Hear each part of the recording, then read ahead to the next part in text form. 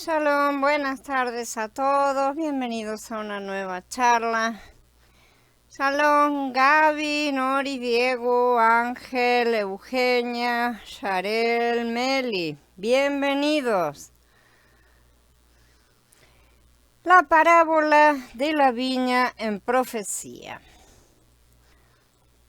La muerte en el madero del Mashiach fue el acto final de rebelión y anarquía en la ciudad de sangre antes de que la corte divina pronunciara su condenación. Vemos esto en la parábola de Yeshua, de la viña, ¿sí? En Lucas 20, la cual ya analizamos antes, pero vamos a ver ahora su cumplimiento profético. Los cuidadores de la viña maltrataron a los sirvientes, los profetas, que el dueño había enviado a recibir los frutos.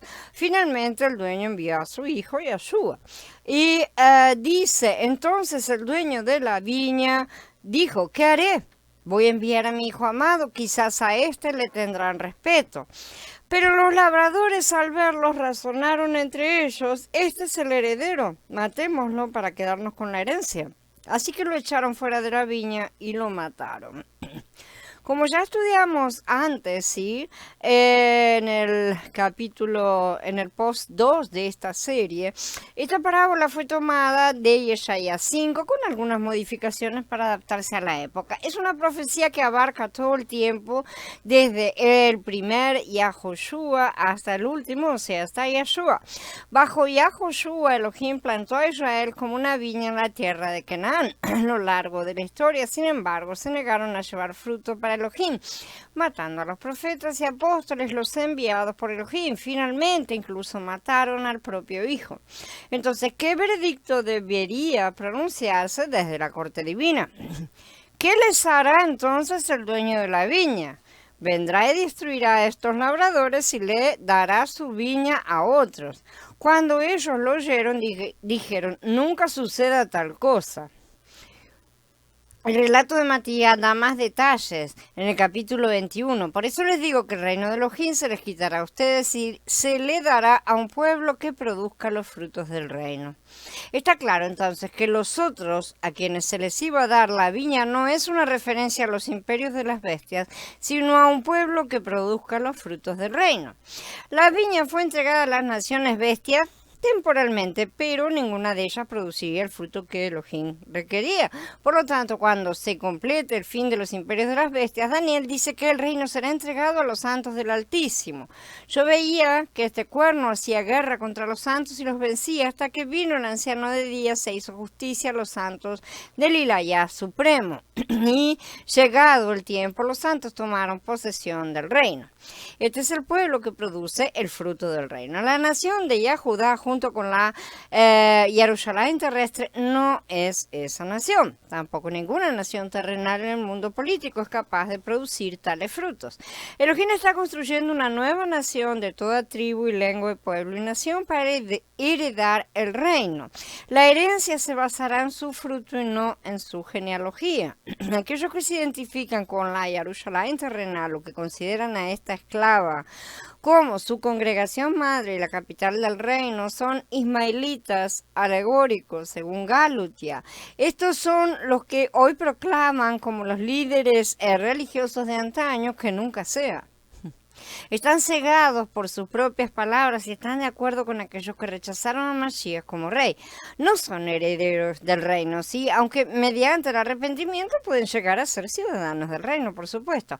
Por eso es importante que entendamos la advertencia de Yeshua y que sepamos la diferencia entre las dos Jerusalén, o sea que consideremos la ciudad de sangre como nuestra madre, por lo tanto, nos identifiquemos como hijos de la carne. Los únicos que producirán el fruto requerido del reino son aquellos de quienes Shaul habla, pero la Jerusalén de arriba, la cual es nuestra madre, es libre. Entonces, ¿quién es nuestra madre?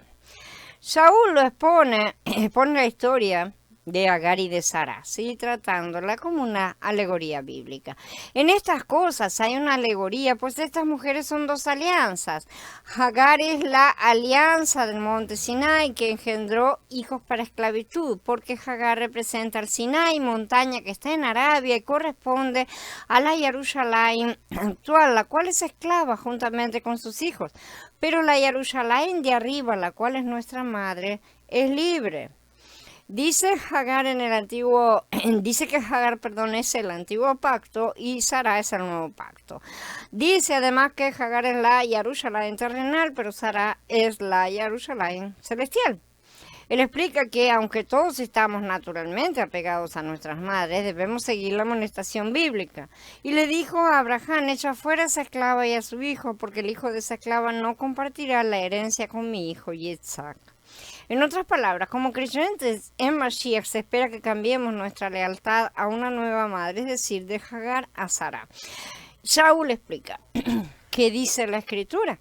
Echa fuera a la esclava y a su hijo, porque jamás será heredero el hijo de la esclava con el hijo de la libre. Así que, hermanos, no somos hijos de la esclava, sino de la libre. Jerusalén es Agar, que nunca podrá dar a luz al heredero de las promesas de Elohim. Aquellos que consideran a Jerusalén como su madre y la capital del reino están reclamando a Agar como su madre. Estos deben echar fuera a la esclava y a su hijo si desean convertirse en herederos de las promesas, dice Shaul. Los creyentes sionistas que tratan de reclamar tanto a Agar como a Sara como sus madres están siendo de doble ánimo. Y el libro de Galut ya se escribió específicamente para abordar ese problema. Ningún hombre puede tener dos madres. La lealtad continua a la madre de Jerusalén puede traer dolor y catástrofe cuando Elohim mismo expulse a la sierva y a sus hijos. Podemos ver entonces la progresión en la narrativa de Lucas, comenzando con el final de Lucas 11, extendiéndose hasta Lucas 12, un poco hasta el Pasuk 13. La sección comienza con una advertencia a los fariseos para que limpien tanto el interior como el exterior del vaso, ¿sí? Este problema se define en Lucas 12 como hipocresía y la levadura de los fariseos. Entre estos dos pasuquín está el gran ay por la persecución de los profetas a lo largo de la historia, que también presagió el rechazo y la muerte en el madero de Yeshua. Esta fue la gran hipocresía que provocó la destrucción de Jerusalén en los días de Yirmeyá. Sería la misma causa de la próxima destrucción de Jerusalén en el 70 a manos de Roma. Y finalmente será la causa de la destrucción final de la ciudad en un futuro próximo. Muchos creyentes hoy asumen que el gobierno israelí o los judíos en general se arrepentirán cuando se enfrenten a un desastre total, evitando así esta destrucción. Pero las escrituras muestran que tal punto de vista es incorrecto, porque la ciudad ciertamente será destruida. Luego quebrarás la vasija a la vista de los hombres que vayan contigo y les dirás que así ha dicho Yahweh de los ejércitos, así quebraré a este pueblo y a esta ciudad como quien quiebra un vaso de barro que no se puede volver a restaurar. En el Tofet serán sepultados hasta que no quede lugar para sepultar, dice Yirmeyá 19. Además, Yahshua profetizó que la higuera de Yahudá nunca daría fruto. Al ver una higuera junto al camino, se acercó a ella, pero no encontró nada en ella, sino solo hojas, y le dijo que nunca jamás nazca fruto de ti. Pronto se secó la higuera. Aunque más tarde volvería esta higuera, ¿no es cierto?, simbólica obviamente, y produciría más hojas. De la higuera aprendan la analogía. Cuando su rama se pone tierna y brotan sus hojas, saben que el verano está cerca. Las hojas indican un potencial para dar fruto, pero si esa higuera alguna vez da fruto como nación, entonces Yahshua ha profetizado falsamente. Aquellas personas que viven en Jerusalén o en el propio Estado de Israel, que han llegado a creer en Yahshua y que dan un fruto genuino para presentar a Elohim, deben comprender que en algún momento pueden tener que separarse del cuerpo principal de la nación para poder evitar la pérdida cuando la ciudad sea arrojada a la ajena. No significa que perderán su salvación, sino que se verán afectados negativamente por la decisión de permanecer en una ciudad condenada. Salgan de medio de ella, dice el Adón, para que no reciban de sus males, o sea, salgan. Esto es completamente lo opuesto a lo que la mayoría de los mesiánicos modernos, ciegos, actuales, está haciendo. Shalom Alfonso, Aníbal, Jorge, Claudio, Blanca, Erika. Lamento por Jerusalén. Jerusalén, Jerusalén, que matas a los profetas y apedreas a los que se te envían. ¿Cuántas veces quise juntar a tus hijos como la gallina junta sus pollitos bajo sus alas y no quisiste? Miren, su casa se les deja abandonada. Les digo que no me verán más hasta que llegue el día cuando digan, bendito el que viene en el nombre de Yahweh. ¡Ay de ustedes, escribas y fariseos hipócritas, porque edifican los sepulcros de los profetas y adornan los monumentos de los justos! Es característico de la ciudad hipócrita que rechazaran y mataran a los profetas y luego los honraran póstumamente, reclamándolos como propios. De esta manera se hacían parecer justos a los ojos de los hombres, como aún hoy persisten. Y Yeshua, sin embargo, dio a entender que no tenía derecho a reclamar a los profetas como propios porque los habían rechazado y los habían matado. El hecho era que los líderes religiosos habían rechazado continuamente la palabra de los profetas, incluso cuando decían aceptarlos. Su aceptación de los escritos proféticos en el canon de las Escrituras solo fue posible al malinterpretar sus escritos, retorciéndolos para que se adaptaran a ellos. Sus interpretaciones hechas por el hombre, ahora registradas en el Talmud, hicieron que Yeshaya dijera como se registra en Matillá 15, este pueblo me honra de labios, pero su corazón está lejos de mí. Y en vano me rinden culto enseñando como doctrina mandamientos de hombres. Dado que los líderes religiosos de Jerusalén estaban a punto de cometer asesinato nuevamente, esta vez contra el Hijo, está claro que su oposición a los profetas estaba a punto de manifestarse una vez más. Así dan testimonio contra ustedes mismos de que son hijos de aquellos que mataron a los profetas. Bueno, pues concluyan ustedes la obra de sus antepasados. Serpientes, generación de víboras, ¿cómo escaparán de la condenación de la ajena? ¿No se dan cuenta? Cierran sus propios caminos de salida. Ser hijo de alguien o algo es una expresión hebrea común que indica que los hijos siguieron los pasos de los padres. Hijos de luz, hijos de sabiduría, hijos de Abraham, hijos de Hasatán. Ninguno de estos términos debe tomarse literalmente como descendencia biológica. La gente comúnmente se refería a las generaciones pasadas como nuestros padres. Por lo que Yeshua señala que ellos realmente eran los hijos de sus padres en el sentido de que todavía estaban rechazando a los profetas en ese día. El ruaj asesino de sus padres todavía estaba en ellos, aunque decían ser justos. Yeshua entonces les pide que completen la copa de la ira que sus padres habían comenzado. El resultado sería la destrucción de Jerusalén. Yeshua pregunta, ¿cómo escaparán de la sentencia de la Gehenna? No es la Gehenna la que dicta la sentencia, sino el tribunal divino que condena a Jerusalén a la destrucción en la Gehenna. Como ya he mostrado, esta sentencia vino principalmente a través del profeta Yirmeyá cuando rompió la vasija en el valle de Ben-Hinnom, sí que es la Gehenna. Esto se registra en Yirmeyá 19, como ya vimos, donde el profeta no da ninguna palabra de esperanza para Jerusalén. De hecho, leemos, esto es lo que yo le haré a este lugar y a sus habitantes, declara Yahweh. Convertiré esta ciudad como al Tofet. El valle de Ben-Hinnom o Gehenna era originalmente el lugar de las afueras de Jerusalén donde sus padres habían hecho sacrificios humanos, ¿sí? Primeramente, Tofet significa chimenea, hogar, o sea, el hogar de una chimenea, ¿sí? Un lugar donde arde fuego. En el primer siglo, la práctica del sacrificio humano literal había sido abolida hacía mucho tiempo, pero aún así los líderes religiosos habían continuado sacrificando a los profetas en sus altares espirituales y pronto alcanzarían un clímax con el sacrificio del Hijo de Elohim. Por esta razón, tanto Yirmeyá como Yeshua testificaron contra Jerusalén, diciéndoles que no escaparía de ser arrojada a la Gehenna. De hecho, la ciudad fue destruida en el 70, pero fue reparada en años posteriores. De ahí la profecía de Yirmeyá 19, que aún no ha alcanzado su cumplimiento final. En los próximos días, Jerusalén será nuevamente destruida y en sentido figurado, arrojada a la Gehenna. La Gehenna es el juicio, no es un lugar específico, ¿sí? Y será arrojada como una vasija de alfarero que no puede volver a repararse. la responsabilidad por todo martirio. Así que Yahshua continúa su acusación contra Jerusalén diciendo, miren, yo les envío profetas sabios y escribas. Y se me fue todo.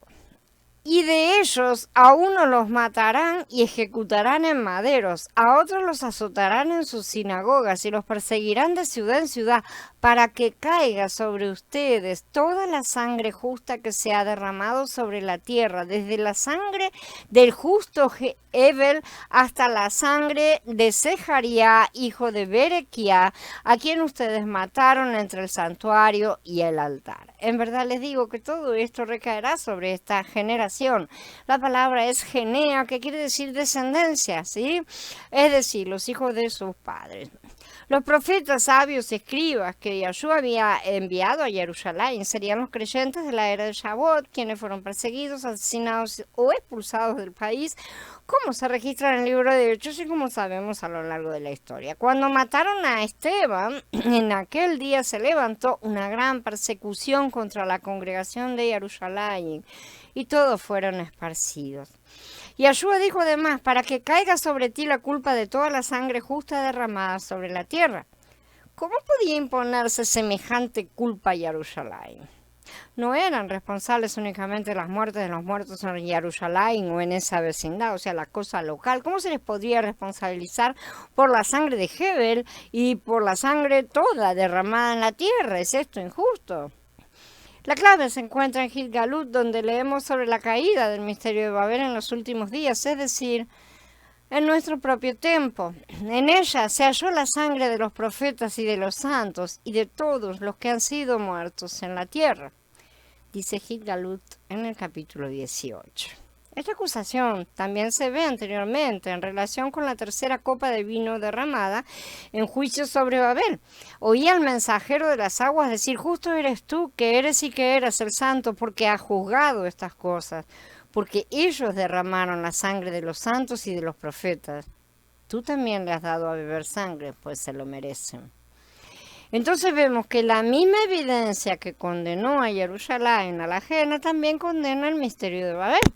Si estas fueran dos ciudades distintas, ¿cómo podrían ambas ser responsables de la sangre de todos los que han sido muertos sobre la tierra? ¿Las dos pueden ser responsables de la sangre de Hebel? No. Tenemos otra clave más, también en Gilgalut. Y sus cadáveres estarán en la plaza de la gran ciudad que simbólicamente se llama Sedom y Mitzrayim, Sodoma y Egipto, donde también ejecutaron en el madero al Adón de ellos. Aquí vemos que Jerusalén está conectada espiritualmente tanto con Sodoma como con Egipto. Y Jerusalén es Sodoma en lo que se refiere a su inmoralidad, y es Egipto porque es Agar, es la esclava y es la casa de servidumbre. La estatua de Babel destruida. En la parábola de Yahshua de la viña que discutimos antes, él dijo que el reino de Elohim le sería quitado y entregado a una nación fructífera. ¿Sí? En el siguiente pasuk, Yahshua advirtió a los líderes religiosos que no se identificaran con los pies de la estatua babilónica que el rey Nabucodonosor había visto en su sueño en Daniel 2. Y Yahshua dijo, el que caiga sobre esta piedra será hecho pedazos, pero sobre quien esta piedra caiga lo esparcirá como polvo. Esta es una doble profecía. La primera mitad del pasuk se refiere a la piedra que desecharon los constructores, ¿sí? Y en otras palabras, el pueblo había rechazado a Mashiach, según la profecía del Mismor 118, porque a Mashiach clavado en el madero se convirtió en piedra de tropiezo para ellos, como dice también en Corintios Aleph 1. Pero nosotros predicamos al Mashiach ejecutado en el madero, para los yahuditas tropezadero y para los gentiles locura. La última mitad de Matías 21 se refiere a la piedra que golpeará la estatua en sus pies y triturará todos, los desmenuzará, todos los imperios babilónicos hasta convertirlos en polvo. Estabas mirando hasta que una piedra fue cortada, no con mano, e hirió a la imagen en sus pies de hierro y de barro cocido y los desmenuzó. Entonces fueron desmenuzados también el hierro, el barro cocido, el bronce, la plata y el oro, y fueron como tamo en las eras del verano, y se los llevó el viento sin que de ellos quedara rastro alguno. Pero la piedra que hirió a la imagen fue hecha un gran monte que llenó toda la tierra. Gloria al Padre. Por lo tanto, Y Yahshua advirtió a los líderes religiosos de Jerusalén que no se sentaran a los pies de la estatua babilónica, es decir, que no se convirtieran en el último reino en la sucesión de los imperios de las bestias. ¿Fue real esta advertencia? Sí, por supuesto. La bestia final de Babel no es Roma, sino el cuerno pequeño que se estableció después de la caída de Roma, en el 476 de la era común. Después de esto miraba en las visiones de la noche y vi una cuarta bestia terrible y espantosa, fuerte en gran manera. Esta tenía grandes dientes de hierro, devoraba y desmenuzaba y pisoteaba las obras con sus pies. Era muy diferente a todas las bestias que habían aparecido antes de ella y tenía 10 cuernos. Mientras yo contemplaba los cuernos, vi que otro cuerno, uno pequeño, crecía entre ellos y delante de él fueron arrancados 3 de los cuernos anteriores. Y vi que en ese cuerno había ojos como ojos de hombre y una boca que hablaba arrogancia. En cuanto a los 10 cuernos, de aquel reino se levantarán 10 reyes. Tras ellos se levantará otro, cual será mayor que los primeros, y derribará 3 reyes. Él hablará palabras contra el Ilayal Supremo y oprimirá a los santos del Ilayal Supremo. Intentará cambiar las festividades y la ley. En su mano serán entregados durante un tiempo, tiempos y la mitad de un tiempo. Pero el tribunal se sentará y se le quitará el dominio para ser exterminado y destruido por completo. Gigalut 13 nos dice que el cuerno pequeño son en realidad 2 bestias. La primera del mar y la segunda de la tierra. La primera es la bestia religiosa.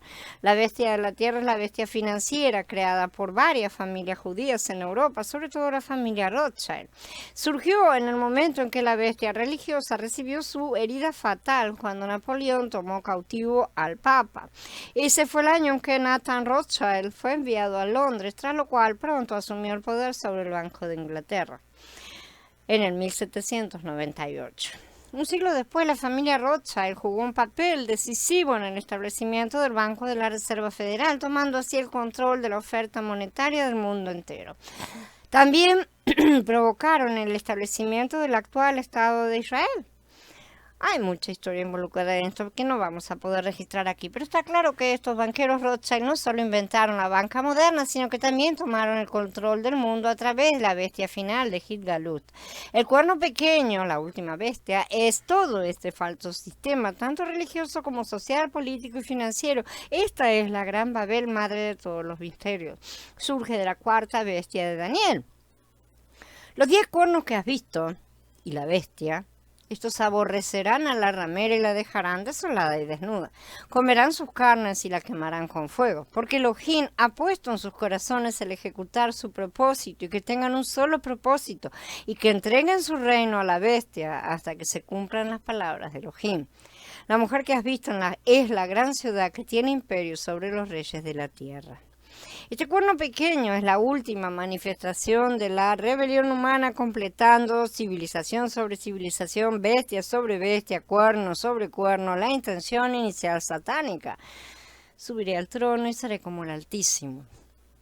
Por lo tanto, la advertencia de Yahshua a los líderes judíos de que estarían en peligro cuando la gran piedra aplastara la estatua en sus pies era real. Sí, no prestaron atención a esa advertencia, por supuesto, porque no creyeron que en ninguno de los profetas cuando advirtieron de la destrucción venidera de Jerusalén tampoco.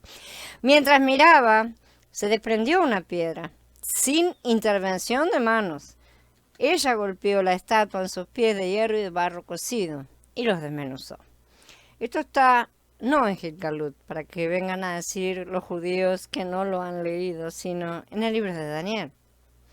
El punto es que la estatua babilónica iba a ser juzgada completamente al final de la era, pero como la mayoría de los imperios de las bestias ya habían seguido su curso, los líderes de la bestia final sentirían la peor parte del juicio, es decir, el sistema bancario que se ha adueñado del control del mundo. Cuando ese sistema sea juzgado, los gobiernos de todos los reinos bestiales del pasado también serán destruidos. El sistema religioso de Roma, la democracia de Grecia, la monarquía de Persia y la monarquía religiosa de Babel.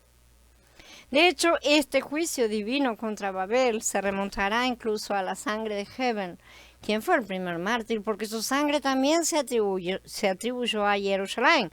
Jerusalén entonces debe rendir cuentas por toda la sangre justa derramada sobre la tierra, desde el comienzo de la historia humana. Esto solo prueba que el sistema de la bestia final está centrado en Jerusalén, dirigiendo los sistemas bancarios de Roma, Londres y Nueva York.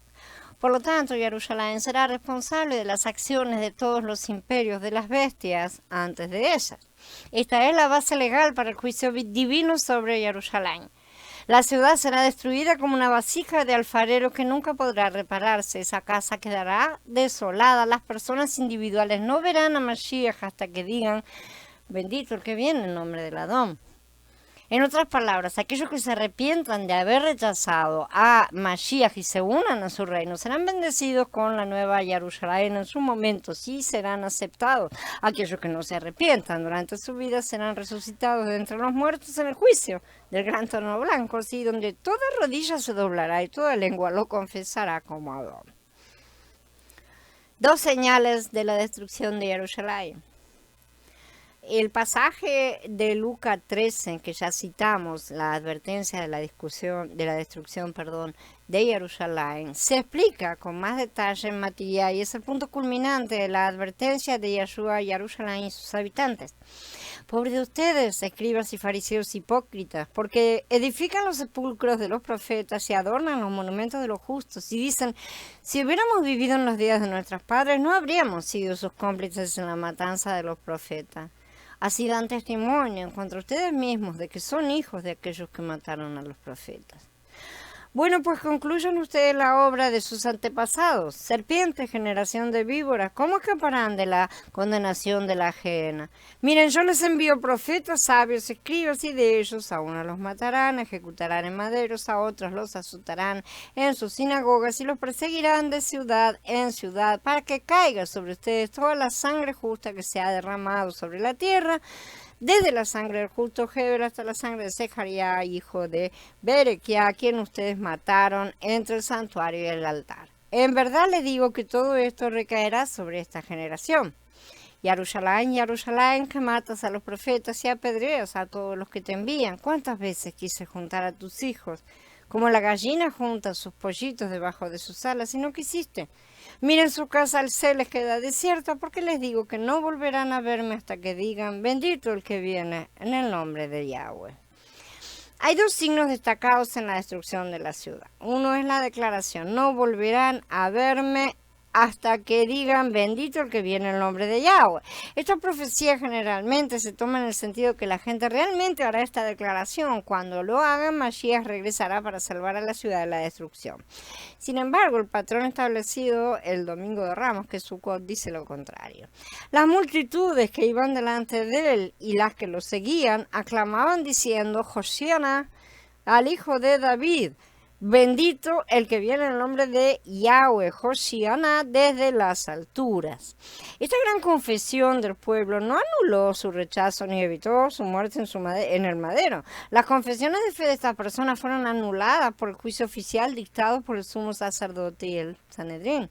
Unos 40 años después, Jerusalén fue destruida a pesar de los acontecimientos del Día de Ramos. Sin embargo, esta confesión significaba que esas personas lo veían como el Mashiach, ¿no es cierto? Incluso si los líderes religiosos no lo veían, aquellos que se mantuvieron firmes en su fe luego se convirtieron en parte de la congregación de Jerusalén, dando fruto.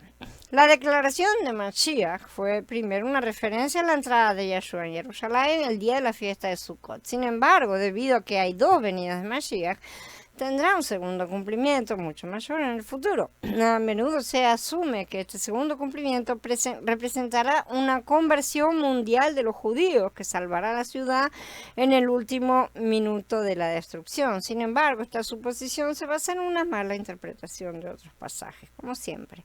El malentendido surge primero cuando los hombres asumen que los judíos son Israel. El término judío es una forma abreviada de Yahudá, ya lo sabemos. Yahudá no es la misma nación que Israel. El reino se dividió, sabemos, después de la muerte de Shlomo, y entonces, desde entonces fueron conocidas como Israel y Yahudá. Los profetas siempre distinguen entre las dos naciones y sus distintos llamamientos. Israel y Yahudá tenían dos llamamientos diferentes. Israel contenía las tribus de Yosef, Efraín, Menashes, y a quienes se les dio la primogenitura, como dicen Divrei Hayamim Aleph 5, los hijos de Rubén, primogénito de Israel. Él era el primogénito, pero cuando profanó el lecho de su padre, su derecho de primogenitura se le dio a los hijos de Yosef, hijos de Israel, de modo que no fue registrado como primogénito en la genealogía. Y aunque Yahudá llegó a ser más fuerte que sus hermanos y de él procede un príncipe, el derecho de primogenitura fue de Yosef. Yahudá recibió el cetro y era la nación a través de la cual vendría el Mashiach rey. El cetro no se apartará de Yahudá ni la vara de gobernante de entre sus pies hasta que venga Shiloh, y el homenaje de los pueblos será suyo. La primogenitura contenía el mandato de multiplicación porque Jacob bendijo a Yosef, sí, diciendo rama fructífera, es decir, el hijo, sí, es Yosef. Por eso el profeta dice, en los días venideros Jacob echará raíces, Israel florecerá y brotará y llenarán de frutos el mundo entero. Y esto está en Yeshaya 27. Yeshaya estaba preocupado por la casa de Israel del norte porque había sido tomada cautiva por los asirios. Aunque estos se convirtieron en las tribus perdidas de Israel, el profeta insistió en que cumplirían el llamado de su primogenitura y darían el fruto para el reino. Osea nos dice que Israel daría a luz a los hijos de Elohim. El número de los del pueblo de Israel será como las arenas del mar, como no se puede medir ni contar. Y en lugar de que se les diga, ustedes no son mi pueblo, se les llamará hijos del Elohim vivo. Esta es la base de la filiación. Osea la conecta con la promesa de que Abraham tendría muchos hijos. Osea también nos dice que para que esto suceda, Yahudá e Israel deben estar unidos bajo el liderazgo de Mashiach, porque dice, el pueblo de Yahudá y el pueblo de Israel se congregarán en unidad y nombrarán sobre ellos a una sola cabeza y se levantarán del suelo porque grande será el día de Israel. Muchos consideran que esto es exclusivo de los hijos étnicos de Yahudá e Israel. Ciertamente son las principales nacionalidades que recibieron la promesa, pero incluso en la época del Tanaj se invitó a otras personas a unirse a la nación, someterse a los pactos de Elohim y recibir todos los beneficios del reino. Al menos el padre lo hizo, que después los hijos no lo quisieran compartir, es otra historia. La profecía de Osea implica que ni Yahudá ni Israel podían recibir la promesa de la filiación sin aceptar a Mashiach como el Mesías. Además, sin aceptar a Yahshua como el Mesías, perdón. Además, el cetro de Yahudá tenía que estar unido con la primogenitura de Yosef para poder ver la manifestación de los hijos de Elohim. La casa de Yahudá debía cumplir su llamado al traer al Mashiach, pero en ninguna parte leemos que Yahudá fuera a dar frutos como reemplazo de Israel. Hay dos teologías del reemplazo en los círculos creyentes de hoy. La primera enseña que la congregación, que la iglesia, sí, reemplazó a Israel. La segunda enseña que los judíos reemplazaron a Israel. La primera surgió de la Iglesia Católica Romana, la segunda surgió entre los creyentes sionistas. Ambas están equivocadas. La verdad es que Yahudá se dividió en dos grupos, higos buenos e higos malos. Predominó el fruto malo y el resultado fue la destrucción de Jerusalén. Los higos malos rechazaron a Mashiach, los higos buenos lo aceptaron. Los malos higos fueron podados de la higuera, dejando solo a los creyentes de Mashiach, quien es su raíz. Yo, Yahshua, he enviado a mi malach para darles a ustedes testimonio de estas cosas para las congregaciones. Yo soy la raíz y el linaje de David, la estrella brillante de la mañana. Los buenos higos de esta higuera de Yahudá fueron injertados en la vid de Mashiach y muchas otras ramas étnicas se añadieron en años posteriores. En otras palabras, la congregación no reemplazó a Yahudá. Los buenos higos no reemplazaron a los malos. Los buenos higos fueron el verdadero Yahudá desde el principio. Los higos malos fueron cortados de entre su pueblo como había advertido la ley. Los buenos hijos creían que Yahshua era el Mashiach, el rey de Judá, de Israel, de toda la tierra. También tenían fe en la eficacia de su sacrificio, en su muerte, su resurrección y su ascensión. En otras palabras, creyeron en él en lo que respecta a su primera obra. Ellos entendieron que él cumplió la fiesta de Pesaj a través de su muerte en el madero, la ofrenda de la gavilla mecida a través de su resurrección, y Shavuot al enviar al Ruach HaKodesh. En este fin de la era estamos llamados a creer una verdad adicional, que Mashiach es el cumplimiento de las fiestas de otoño. Esta vez Mashiach se manifiesta como Yosef, cuyo manto estaba manchado de sangre. Estos son los vencedores que dan fruto para Elohim. El camino del madero está manchado de sangre, no de comodidades. ¿Dará fruto Jerusalén? Cuando se recicló la profecía de Jeremías en el primer ciclo, a Jerusalén se le presentó nuevamente la opción de dar higos buenos o higos malos. La ciudad fracasó, fue destruida nuevamente. ¿Vamos a creer ahora que ya Judá y Jerusalén darán fruto en esta tercera ocasión en la que Jerusalén está programada para la destrucción? En Matías 21, poco después de la proclamación mesiánica pública de Sukkot, Yahshua maldijo la higuera que representa a Judá. Él le dijo, nunca más habrá fruto de ti. La higuera se secó y murió en un día. Entonces, la verdadera pregunta es si Yahshua profetizó verdaderamente o si la higuera de Judá demostrará que él estaba equivocado. Yahshua siguió esta profecía diciendo, aprende ahora la parábola de la higuera. Cuando su rama ya está tierna y brota sus hojas, sabes que el verano está cercano. Así también tú, cuando veas todas estas cosas, reconoce que Él está cerca, a las puertas. Esto generalmente se toma como una referencia al Estado judío actual de Israel que se estableció en 1948.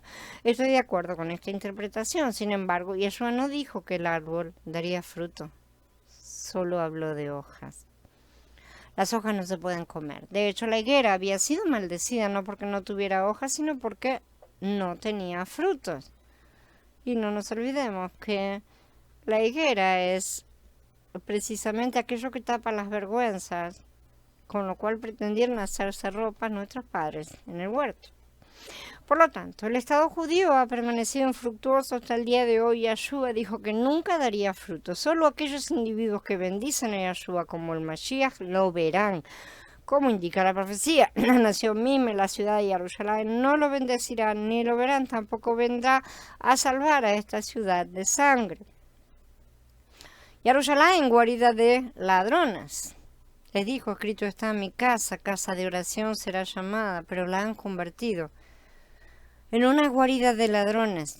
Esta es una cita de Jeremías 7, donde el profeta estaba acusando a Jerusalén por su anarquía. Esta fue la causa del veredicto divino por el cual Elohim dijo que abandonaría a Jerusalén como había abandonado antes, unos siglos antes, ¿no es cierto?, a Shiloh. Así que en Matías 21 este mismo veredicto se dio por segunda vez justo antes de que los romanos destruyeran Jerusalén. Una guarida de ladrones es un escondite donde los ladrones se sienten a salvo de la ley y pueden hacer lo que quieran con impunidad. Así era Jerusalén y su templo tanto en los días de Jeremías como en los días de Yahshua. ¿Ha cambiado esta condición hoy? El mismo celo religioso por las tradiciones de los hombres abunda hoy en día, pero todavía no hay ninguna señal del fruto de arrepentimiento que sea necesario para evitar la destrucción total.